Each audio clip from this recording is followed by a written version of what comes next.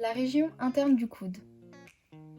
Dans un premier temps, nous présenterons les reliefs osseux et leur palpation, puis nous décrirons les muscles de la loge interne du coude et les quelques ligaments présents sur cette région.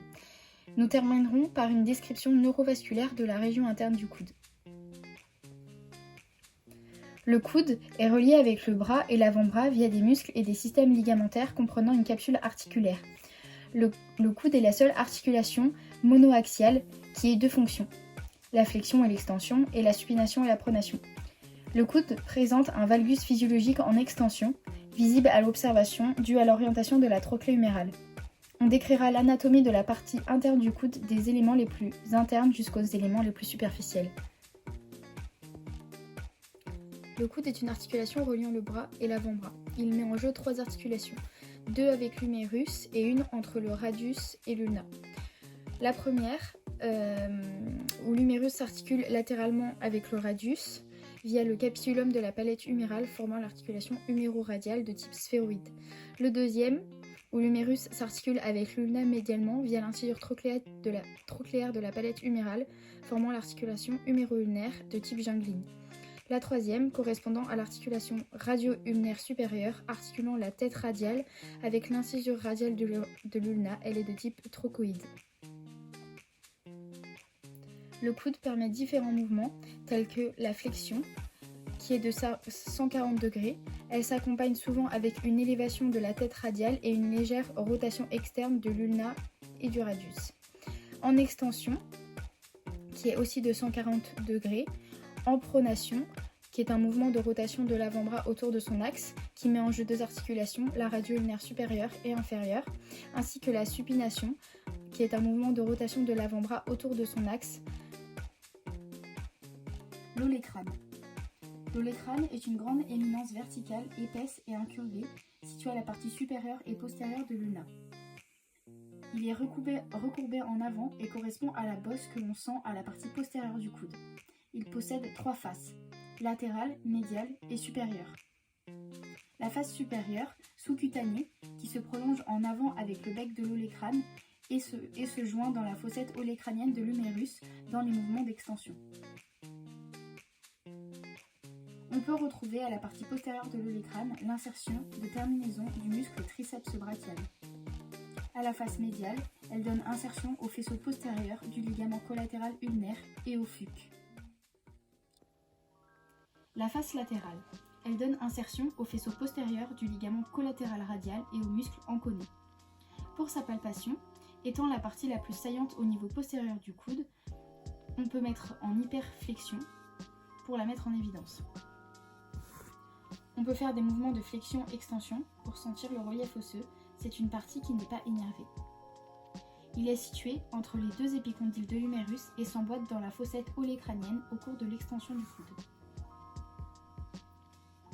Sur son bord supérieur s'insèrent les trois chefs du triceps brachial. C'est une palpation sous-cutanée. Il est possible de comparer les deux reliefs osseux de chaque bras pour savoir si l'un est plus saillant que l'autre, plus douloureux à la palpation, s'il y a des cicatrices visibles, et comparer les triangles de Nélaton qui correspond à un triangle isocèle permettant de déceler la présence d'une instabilité articulaire post-traumatique.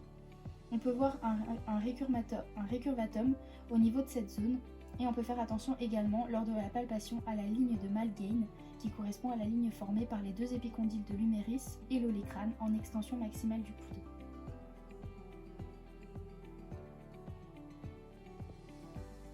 La fossette olécranienne. Elle correspond au creux de l'olécrane. Le sujet a le coude en flexion à plus de 90 degrés. On va le palper sur la partie humérale de cette fossette. En extension complète du coude, le bec de l'olécrane s'engage dans la fossette olécranienne. Via une prise bidigitale et en prenant appui sur le capitulum de l'humérus, à la partie externe, on le palpe en dirigeant la prise vers l'arrière et en repoussant le tendon du triceps brachial vers le dedans.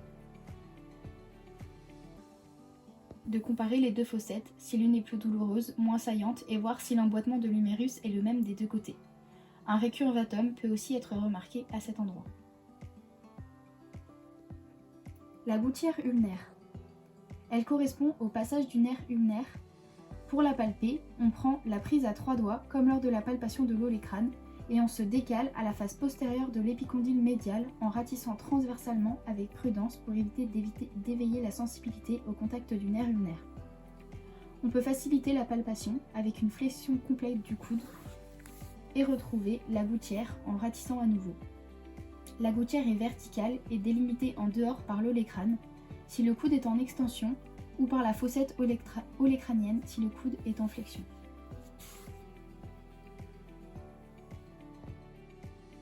L'épicondyle médial. Il correspond à une bosse osseuse visible à la partie interne du coude. Elle est plus saillante que l'épicondyle latéral. Ce relief est en dedans de la trochlée de l'humérus.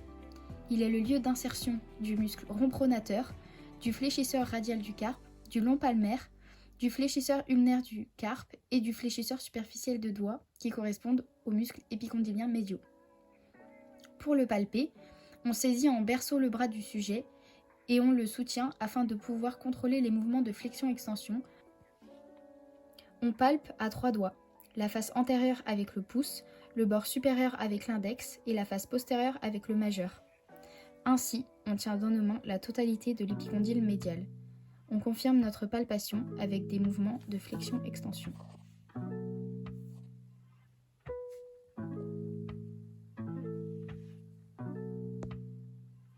La crête supracondylaire médiale. Elle correspond à l'arête au-dessus de l'épicondyle médial. Toujours en prise à 3 doigts, sur l'épicondyle médial, on suit le bord médial du coude céphaliquement pour sentir la crête supracondylaire au bord supérieur de l'épicondyle médial. On peut le palper jusqu'au bord médial de l'humérus et elle traverse ensuite la masse musculaire.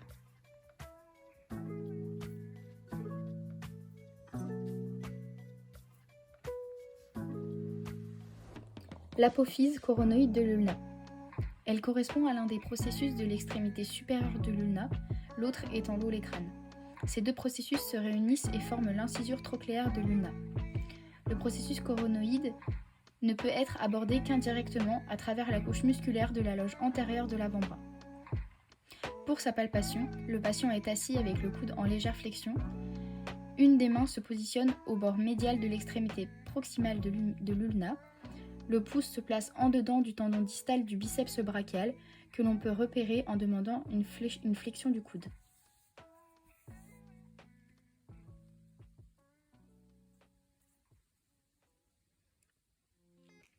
Les autres doigts empaument le bord postérieur de l'ulna. Le pouce ou l'index du praticien se retrouve en regard du processus coronoïde.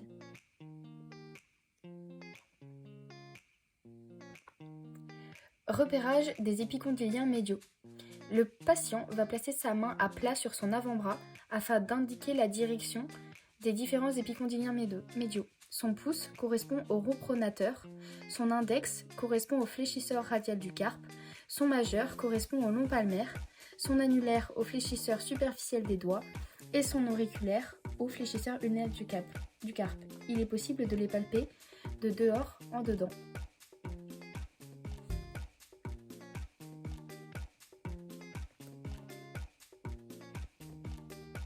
Le muscle rond pronateur. Comme tous les épicondyliens médiaux, il s'insère au niveau de l'épicondyle médial de l'humérus, jusqu'à la face latérale de la diaphyse radiale. Pour le palper, on va suivre sa physiologie, c'est-à-dire la pronation de l'avant-bras. Le patient est assis avec le coude fléchi à 90 degrés, en supination. On va demander au patient de faire une flexion et surtout une pronation de l'avant-bras contre résistance afin de le mettre en évidence. Sur sa partie externe, il est recouvert par le brachioradial, donc non palpable.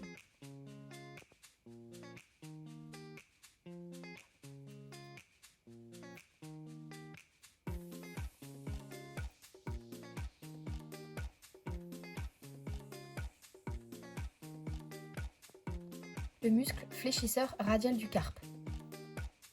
Il se termine au niveau de M2 et une expansion sur M3 à la face palmaire. Pour sa palpation, on va suivre sa physiologie qui est la flexion et l'abduction du poignet, donc une inclinaison radiale. Le patient est assis avec l'avant-bras sur la table. On lui demande une flexion et une abduction du poignet contre résistance.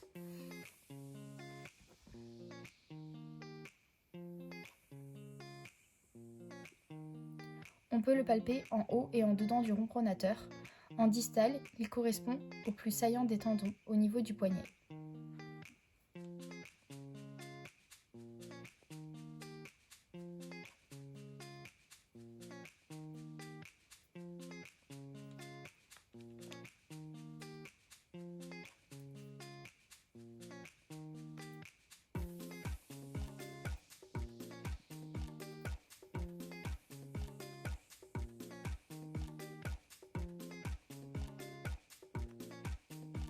Le muscle long palmaire.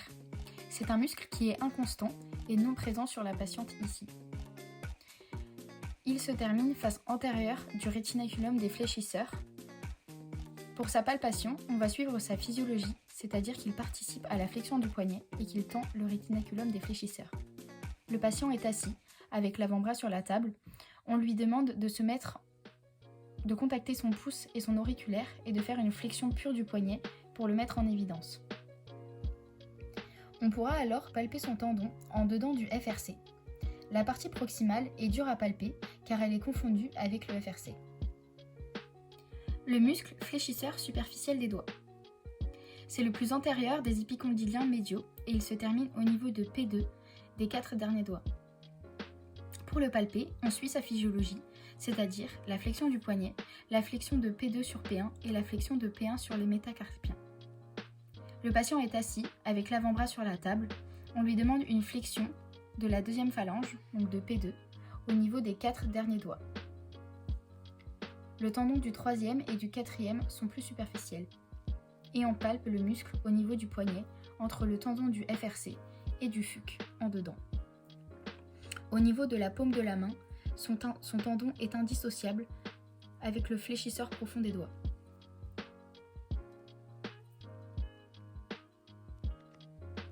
Le muscle fléchisseur ulnaire du carpe. Il termine au niveau de P2 des doigts, du deuxième au cinquième doigt. Pour le palper, on suit sa physiologie, c'est-à-dire la flexion et l'adduction du poignet, c'est-à-dire une inclinaison ulnaire. Pour sa palpation, c'est le plus interne des épicondyliens médiaux. Le patient est assis avec l'avant-bras sur la table. On lui demande une flexion et une inclinaison ulnaire contre résistance. Pour le palper, le long du bord interne de l'avant-bras.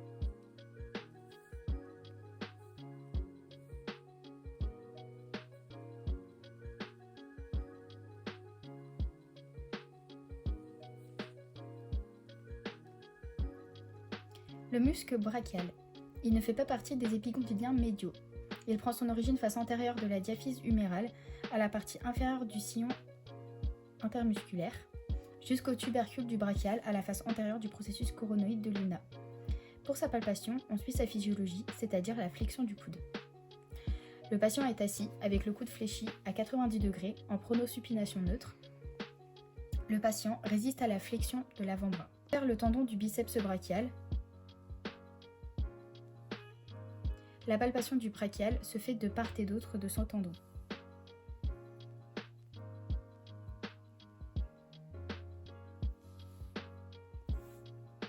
Le biceps brachial. Il prend son origine pour le chef court au niveau du processus coracoïde et pour son chef long au niveau du tubercule supraglénoïdal. Ils ont une origine commune au niveau de la tubérosité radiale.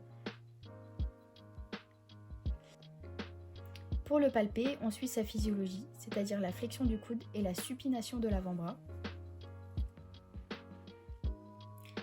La palpation se fait sur tout le long du trajet, après résistance à la physiologie, donc à la flexion du coude, avec l'avant-bras et le bras en supination.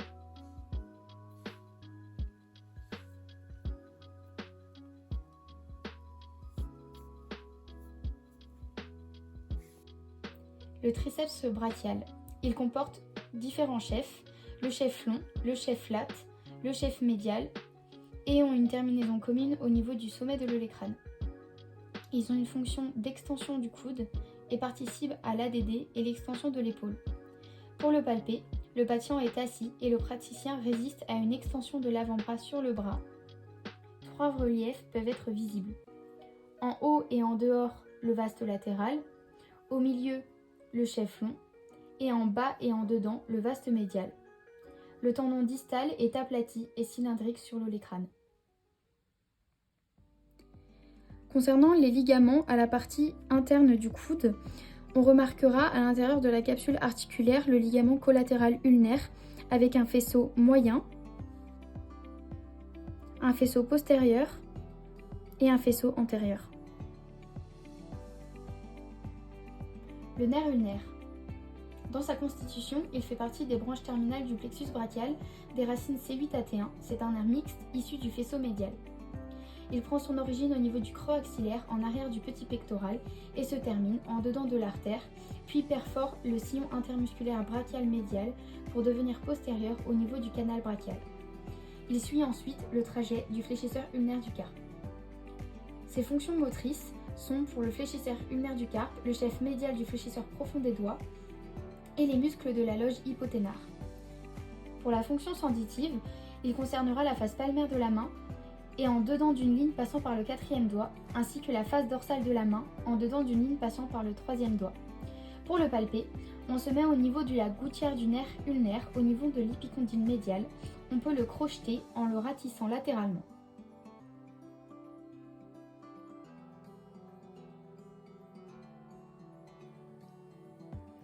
Le nerf médian. C'est la plus volumineuse branche terminale du plexus brachial. C'est un nerf qui est mixte avec des racines de C5 à T1. Il est issu du faisceau latéral et médial.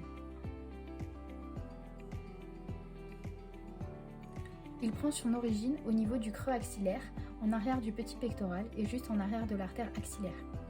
Il devient médian et chemine ainsi verticalement le long du bras, dans la loge antérieure de l'avant-bras, et passe ensuite sous le rétinaculum des fléchisseurs avant de donner ses deux branches terminales face palmaire de la main. Pour la palpation, on peut le palper à 3 endroits différents. Au niveau du coude, en trouvant le pouls de l'artère brachiale et en se mettant en dedans, et on cherche la cordelette. On peut le palper également au niveau du poignet, en cherchant également cette cordelette, et au niveau du canal brachial. L'artère brachiale. Elle prend son origine au bord inférolatéral du grand pectoral et fait suite à l'artère axillaire. Elle traverse la loge antérieure du bras jusqu'au coude, se divise en artères radiale et ulnaire à la face antérieure de l'articulation radio-ulnaire supérieure. Pour la palper, on peut la palper au niveau du coude, en dedans du biceps brachial, et on va chercher à sentir son pouls. On peut aussi venir palper son pouls en arrière du coraco-brachial